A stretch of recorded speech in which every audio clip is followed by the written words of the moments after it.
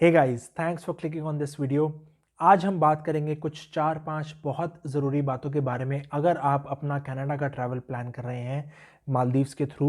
तो आज हम सिर्फ मालदीव्स के ट्रैवल पर फोकस करेंगे। सबसे पहले रिजॉर्ट का पैकेज। अगर आप अनवैक्सीनेटेड हैं या अगर आपने वैक्सीनेशन होने के बाद भी रिजॉर्ट बुक करवाया है तो सबसे पहले आप अपने रिजॉर्ट में कॉल करके अपना बोट ट्रांसफ़र कंफर्म कीजिए, उसके टाइमिंग्स कंफर्म कीजिए और उसका ट्रैवल टाइम कंफर्म कीजिए। आपका बोट ट्रांसफ़र जो है आपके होटल को पता होना चाहिए कि आप इस फ्लाइट से आ रहे हैं, इस डेट पर आ रहे हैं, ताकि आपके लिए बोट अरेंज हो एयरपोर्ट पहुंचने के बाद। दूसरा, आपका रिजॉर्ट में खाने का पैकेज। क्योंकि रिजॉर्ट्स आइसोलेटेड होते हैं, वहाँ पर आपको ज़्यादा खाने पीने के ऑप्शंस नहीं मिलेंगे होटल के बाहर या रिजॉर्ट के बाहर। तो फुल बोर्ड का जो पैकेज होता है जिसके अंदर ब्रेकफास्ट, लंच और डिनर इंक्लूडेड होता है, वो वाला पैकेज ज़रूर लीजिए अपने रिजॉर्ट की बुकिंग के साथ।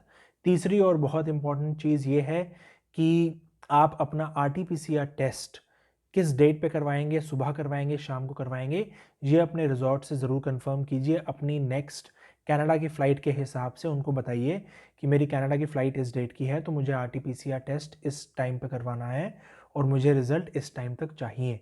मेक श्योर कि आपकी RT-PCR रिपोर्ट के ऊपर एक QR कोड ज़रूर हो।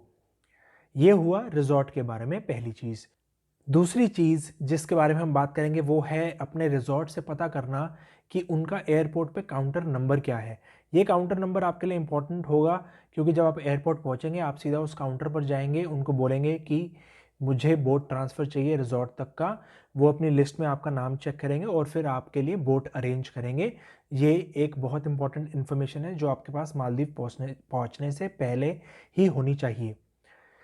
तीसरी चीज़ जो है आपको ध्यान रखने वाली वो है कि वहाँ पर US डॉलर्स एक्सेप्ट किए जाते हैं ऑलमोस्ट हर जगह पर। तो अपने पास 100-150 डॉलर्स के आसपास रखिए US डॉलर्स, और अपने साथ कोई एक क्रेडिट कार्ड रखिए जिसके थ्रू आप पेमेंट करना चाहें, आपका करेंसी एक्सचेंज उसमें लगेगा। चौथी चीज़ जो है वो ये है कि आपको मालदीव्स एयरपोर्ट पे वाईफाई की कनेक्टिविटी बहुत लिमिटेड मिलेगी और हो सकता है आप बिल्कुल वाईफाई कनेक्ट ना कर पाएँ। तो इसलिए आपका रिज़ॉर्ट का काउंटर नंबर पता होना, आपके रिज़ॉर्ट के साथ पहले से ही बोट ट्रांसफ़र की बात होना बहुत ज़्यादा इंपॉर्टेंट है, क्योंकि हो सकता है वहाँ पहुँचकर आप कॉल्स वगैरह ना कर पाएँ। अपनी फैमिली को भी आप प्रिपेयर करके रखें कि जब आप मालदीव्स पहुँचेंगे, हो सकता है आपकी फ़्लाइट के 2-3 घंटे बाद ही आप उनको कॉल कर पाएँ, क्योंकि जब तक आप अपने रिज़ॉर्ट या होटल नहीं पहुँचेंगे, आपको वाईफ़ाई नहीं मिलेगा और आप कॉल नहीं कर पाएँगे। वहाँ पर मैंने कुछ लोगों से ये ज़रूर देखा था और सुना था कि अगर आप फूड कोर्ट में जाते हैं, आप कुछ परचेज़ करते हैं वहाँ खाने का, तो तब शायद आप उनका वाईफ़ाई एक्सेस कर पाते हैं, बट वो भी फ्री नहीं होगा आपके लिए। आखिरी और सबसे इम्पॉर्टेंट चीज़ है इमुगा, जो उनका हेल्थ डिक्लेरेशन पोर्टल है मालदीव्स का, जो कि आपको मालदीव्स पहुंचने के टाइम से पहले विदिन 24 घंटे आपको रजिस्टर करना पड़ेगा। उसके ऊपर आपको एक QR कोड जनरेट होगा और जब आप मालदीव से निकलेंगे आपको तो भी वहाँ पर इमुगा पोर्टल पे आपको रजिस्ट्रेशन करना पड़ेगा। बहुत सारे सवाल उस पर ये आते हैं कि हम उसमें रीज़न ऑफ ट्रैवल क्या लिखें जब हम मालदीव्स जा रहे हैं। तो उसमें मेक श्योर आप लिखें ट्रांजिट, आप हॉलीडे, टूरिज़्म या ऐसा कुछ ना लिखें, क्योंकि इस वजह से कुछ लोगों को फ़्लाइट बोर्ड करने में दिक्कत हुई है मालदीव से।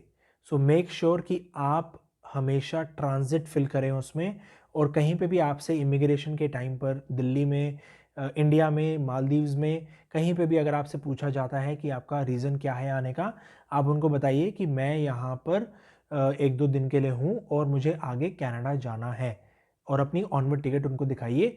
हॉलीडे या ये मत बोलिए कि मैं वापस जाऊँगा 2 दिन बाद, क्योंकि अगर आप ये बोलेंगे तो फिर दे विल मेक श्योर कि आप वापस जाएँ वहाँ से, आप आगे कनाडा ना जा पाएँ। आई होप ये सारी चीज़ें आपको आपके ट्रैवल में हेल्प करेंगी। Wish you a very happy journey and safe travels. Thank you for watching.